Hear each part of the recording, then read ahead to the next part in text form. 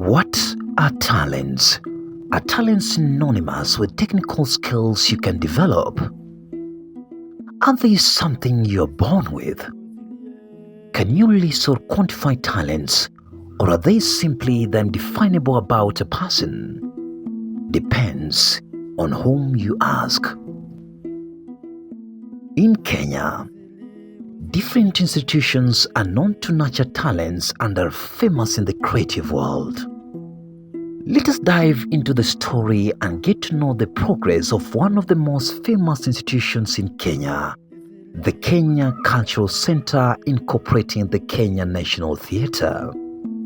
From 1952, the government then, the colonial government then, felt there was need for a place where these soldiers would go for entertainment, issues of mental health. KCC, its inception, is a place for relief. But apart from that, as we relieve Kenyans of their burdens by providing entertainment, it has evolved to be a place of nurturing, developing, and even upholding talent. Because again, a lot of productions have happened here. A lot of artists have found a life from this stage, from this institution, and so many of those artists have launched their career from this institution. When you talk about 1952, in terms of when you talk about the history, you're looking at 52 as the time when there was an emergency. This whole area was like white-only area. I mean, it's like you would have even white men taking pot shots at Africans and killing them on this road, Harifwiku Road. So this place basically was a white-only area, and no blacks ever performed here. Since the beginning of the colony, this concerted effort to say that Africans have no civilization. Civilization is why the British came, the civilizing mission. We've come to make you civilized human beings. So even though we're going to, at some point, pull out, we must keep control and make you believe that civilization is what the British have brought. And so what they decided to do, and this is even before you have the state of emergency or, as they see things changing, is that they decide that they're going to put up a cultural center. Now you might ask, why a cultural center? Because if you believe, as our constitution says, that culture is the sum of your civilizations. It is the highest that you can aspire to. The idea was that the cultural center was going to remain and show Kenyans what British culture would be and what they should continue to aspire to. The Kenya Cultural Center was therefore established and was officially opened in 1952 by Governor Richard Frost. From 1952 to 1962, the KCC was exclusively for the British. Performances were by the British and for the British. They played The Dark Lady of the Sonnets. A short comedy by George Bernard Shaw was performed at the opening. During this period, there were many productions churned out as propaganda against the Mau Mau. However, these were mainly films. When you have all this, the Mau Mau, then the struggle for independence, the state of emergency is called. Important things that happened. Number one, as you know, next door to the Kenya Cultural Center is the Kenya Broadcasting Corporation. That was set up because you had British soldiers coming in to fight, and they needed to keep in touch with news from home. You had the Norfolk across the road, the hotel, and the idea was that, let's site it here because when the settlers come in, they can just walk across the road and go and experience British culture. And so in its beginnings, this space was set up as a space that was supposed to be the heart of Kenya culture, but Kenya culture as experienced through Britain. At the bottom, down the road as you go, you remember there is that what we call the Central Police Station. And if you ask what is Central, not to think about it today, it's actually at the edge of the city. But that police station was put there to stop Africans from coming into this space. Again, think about it, it was protecting the cultural heart, and you can go all the way up to the National Museums of Kenya. In 1959, the schools' drama festivals were launched at KCC, and they were also exclusively for British schools. The state of emergency ended on 12th of January 1960. In 1963, Kenya attained independence. However, the KCC remained firmly in the grip of the British. As you come into the 60s, an interesting thing is happening. Kenya is changing. We are seeing an African government coming into power now. A very interesting thing happened. In 1963, when the government of the independent Kenya took over from the British government had no space to put culture. There was no Ministry of Culture. There was nothing dealing with anything to do with culture or the arts. So the Kenya Cultural Center and the National Theatre kind of fell in the cracks. There was nobody to hand over. And because the new government had so much else it was doing, it left the center in the hands of the British Council. The British Council ran the center through a governing council, and the members that had been drawn, if you want, the constituent members who had been drawn, who had an annual general meeting, they continued to run the affairs for a very long time. In 1968, due to the concern about the British running KCC, the first African assistant director was appointed. There was a film that was brought here at the Kenya National Theatre, The Kenya We Want. Now that movie, The Kenya We Want, was done by it was a KBC thing, okay, now that time BOK, and they wanted to show that it was the time for Africanization. And the then minister, I think the foreign minister at that time, was Tomboya, who was here. There was Mongai. They all came here to celebrate and see what Kenya has done in the last 5 years. And somebody asked, why is the Kenya National Theatre still being run under the British? So it was high time they also wanted to have an African director running the place. James Falkland had been appointed the manager of the theatre, and they said, no, we demand an African. The Kenya Cultural Center, because it is the heart of who we are as a people, we must be able to see ourselves all the way, including in management. And so finally, later on in that year, 1968, the first director of the Kenya Cultural Center and the National Theatre, Seth Adagala, was appointed.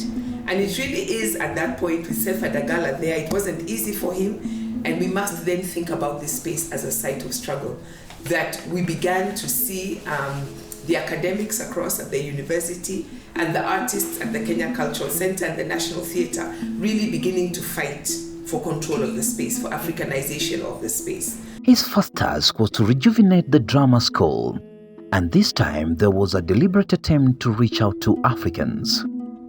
In 1969, graduates of the National Theatre Drama Schools dared to bring African stage plays to the KCC. The Black Hermit by Ngugi wa Thiong'o and Sons and Daughters by Joe de Graft. The first African play to be performed in the main auditorium was Wole Soyinka's The Lion and the Jewel in 1970. In 1973, the first musical by an African, Otisi, was staged at KCC main auditorium, Kivuta Kibwana. In 1977, 2 plays by Africans were selected for the Festivals of Black Arts and Culture, FESTAC. These were Trial of Dedan Kimathi by Ngugi wa Thiong'o and Betrayal in the City by Francis Imbuga. At KCC, the play Kongi's Harvest by Wole Soyinka hit the 1 million shillings mark from the Gate collections. Someone tell me what this is I have in my hands. The government clamped down on artistic activities which were now even more political. There was therefore a lull in public activities at the KCC. The clampdown was still ongoing though. It was then mandatory to get a license from the government before staging any play. This is the time where you start to see the National Theatre becoming very rundown. It is starved for resources. because there is a lot of censorship, they said that you had to get a license to perform anywhere outside the schools or religious spaces. Most practitioners then started performing in other spaces away from Kenya National Theatre. The United Nations was celebrating its Women Decade in 1985, and they commissioned the play Aminata by Francis Imbuga, and it premiered at the Kcc-Nt.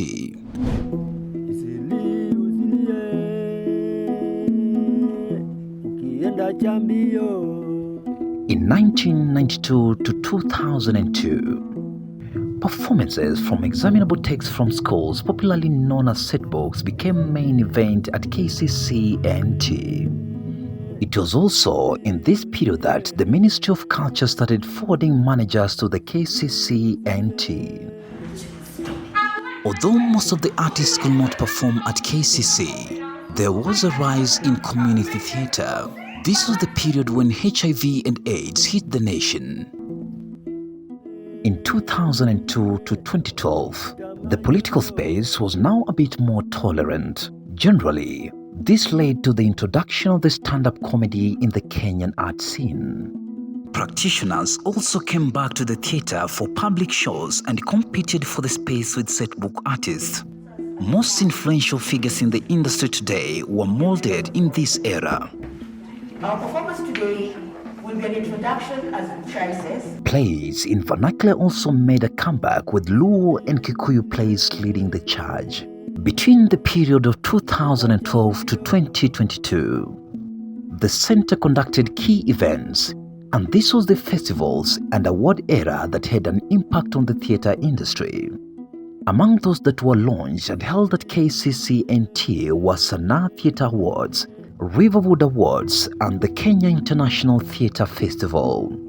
On the KCC grounds, there were many performers, including percussionists, stand-up comedians, and spoken word artists practice and own their art. During this period, practicing artists got into management as they were appointed as the directors or managers, and others sat in the governing council. The biggest happening that I can be able to register for the Kenya Cultural Center National Theatre is the turnaround, the institutional turnaround in terms of making the facilities be relevant with the kind of performance demands and creative activities demands of the times. In March 2020, a worldwide pandemic, COVID-19, necessitated the shutdown of Kcc-Nt for almost 2 years. Theatre activities resumed in mid-2021. The Kenya Cultural Center offers an array of facilities for diverse creative expression to ensure good progress, success, and comfortability of the talents, including the Kenya National Theatre, Ukumbi Mdogo, Cheche Gallery of Visual Arts, Dance Studio, Classroom / Rehearsal Space, and Mugumo Central Courtyard. We will have legacy projects that will outlive us, that our children will look back and say, the men and women who were present when Kenya was 50 did this for our country. Kenya Cultural Center should actually be a cultural reference point. Anything that is cultural, anything that is performance, then people would come to the Kenya Cultural Center to experience those world-class performances which represent our culture, but also experience any other performance that would be of international standards in nature. A booking office was operationalized and mostly meant for selling tickets and vendor permits. It's among the latest additional offices to be set up in KCC, and I'm saying that because it was operationalized last year in October 2021, because there was need to transition from the manual ticketing from the reception desk to an actual office. So typically what we do is administer and verify tickets to the numerous shows that we have in the main auditorium. Bookings in the center are done via email in order for clients to secure space. and there will be a prompt to confirm the dates and be guided on how to go about the payments. You have to let us know of the proposed dates that you want. We check on the booking calendar, see if it's available or they are available, and then from there we will give you the go-ahead by sending you a quotation, upon which you're supposed to pay at least 50% of the money on the quotation. The Kenya Cultural Center is a home of great services. Customer relations is a key point in provision of services to the creatives. The first point of contact when a customer comes in. So basically when a customer comes in, we have a visitor's book. He has to sign, indicate where he's going, and if he doesn't know the office, I just direct them where the office is. After they've gotten the services, on my registration book, we have a comment, complaint, and a recommendation section. So I just ask the customer how was the service up there. If the customer is satisfied, he writes good. If the customer is not satisfied, they also indicate if they are not satisfied. When creatives come to my desk, they ask about our services, what we offer as Kenya Cultural Center. I brief them that we offer space for artists to exhibit their exhibitions, to showcase their plays, and also for rehearsal spaces. We have booking programs which we work closely with. They do the booking. We have different rates for various spaces, the main auditorium and the small auditorium called Ukumbi Mdogo. So when they book and probably they request for a quotation, immediately we process the quotation. Then the client pays the rate for the space plus the refundable deposit. So once they are through with the event, then they can make a request for their refundable deposit, which we start processing immediately. And probably after 2 to 3 days, that will be done. They get their refundable deposit. The center offers opportunities to students and who the school requires them to be attached in organizations for 3 months. So we usually offer opportunities in different fields, but most of the times, theater field, they tend to apply more. I delight in the artists' creativeness, the way they can come up with something which is very interesting, which you had not thought of. That one excites me so much. And also attending their shows, I really enjoy that. Normally, we ensure that we advertise tenders that are there. We advertise for pre-qualifications and also activities where we engage artists. We train them and we invite them to be pre-qualified, to bring their documents, to register, so that we have them in our portal, supplier portal, where we can always float for them and give them opportunity to be part of us in terms of procurement. In line with the new curriculum, we're supposed to nurture talent, and we realize that many of our learners are very good in arts, and for us is to explore and come into the National Theatre for them to see how a stage looks like, the lighting, the mics, and everything that a theatre has to offer. And at the Cultural Center, we've come and we've gotten all what we wanted under one roof. Through the mentorship and networking program, the performance after lunch pal, different upcoming artists are glad to share the experiences. Between the year 2010 and 2016, I happened to be the executive director, that is the CEO of the Kenya Cultural Center, National Theatre. So I managed this institution during those years. And it is during that particular period of time that PAL came to be. PAL came to be as an independent initiative by one of the artists who frequented this particular space. He happened to have been one of the artists who stepped into my office and asked for space and quote-unquote support in terms of being given facilities to rehearse and also being given space to present what then they used to call a free mixed open mic performances. So out of that, having having listened to him and saw the sense of what he was doing, and there are several artists who are coming with those different requests, they started off. And this particular artist is Kennedy Odongo. We used to call it free lunchtime entertainment, because it ran from 1 to 3. So that when people in town are free or are enjoying their lunch break, they could come and feed on word, which we used to serve freely, before Hare Krishna came in to provide physical lunch. Pal ni poetry after lunch, but inabeba vitu mingi. Wewe unaweza kuwa storyteller, unaweza kuwa nini, monologue. You can do it on stage, hivyo. PAL is an open platform where many people come na wana watch. So the more like uki perform, watu wanakuona and then sema, oh, this girl tukiwa na event naweza mwita, so watu wanaku approach hivyo. That's how I've been able to get many gigs through PAL. Hapo poetry after lunch nafanya vitu mingi. Huwa tunapanga viti, tuna decorate stage. Alafu sasa ku-host show, ku-make sure wale artist wamekuja ku-perform, tumewapanga kulingana na categories 3. Tuko na category ya first timers, then tuko na wale regulars, maybe washai perform more than once hapa.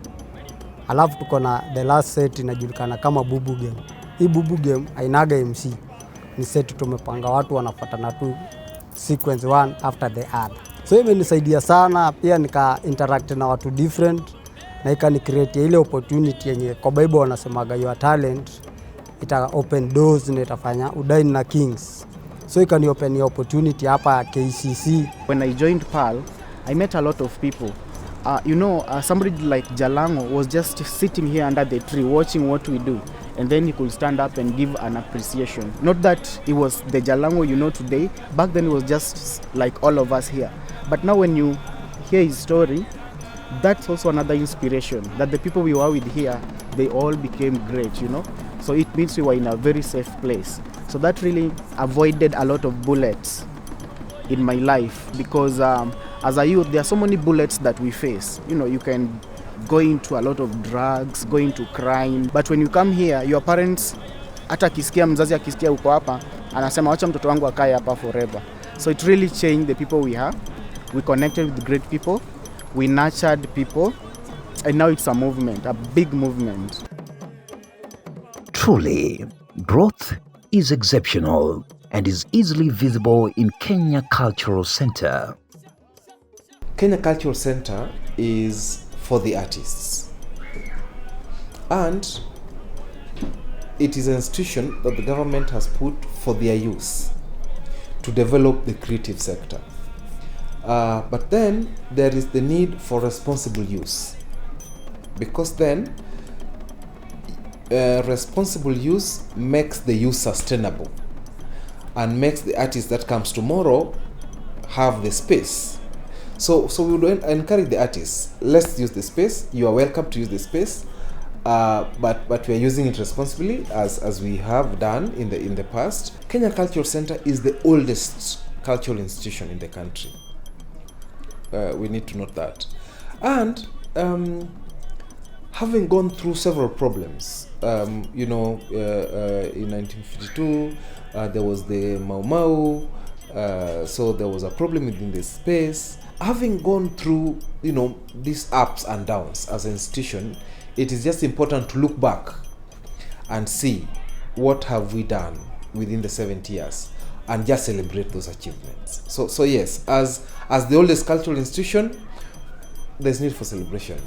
Looking back and looking at the way we have struggled and survived the problems, there's need for celebration. And 70 years is not a small feat. So yes, we just need to celebrate 70 years as an institution. Kenya Cultural Center, inspiring cultural connections.